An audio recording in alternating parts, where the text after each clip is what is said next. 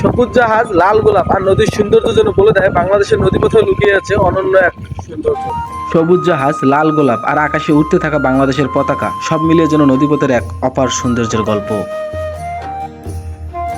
এই জাহাজ শুধু যাত্রার মাধ্যম নয়, বরং এক ভাসমান সৌন্দর্যের বাগান, যেখানে আছে ফুলের রাজা গোলাপ, শাকের রাজা পুঁই, সাথে অ্যালোভেরা, তুলসী, পাথরকুচি সহ নানান ঔষধি গাছের সমাহার।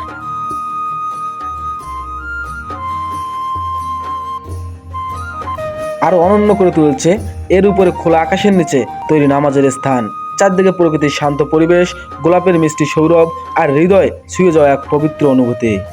বড় বড় কালো আরবি অক্ষরে লেখা লা ইলাহা ইল্লাল্লাহু মুহাম্মাদুর রাসূলুল্লাহ যেন এই জাহাজকে দিয়েছে এক আধ্যাত্মিক মর্যাদা। এই জাহাজ শুধু নদী পাড়ি দেয় না, এ যেন বহন করে বাংলাদেশের লাল সবুজের ভালোবাসা, ইতিহাস আর ঐতিহ্যের এক জীবন্ত প্রতিচ্ছবি।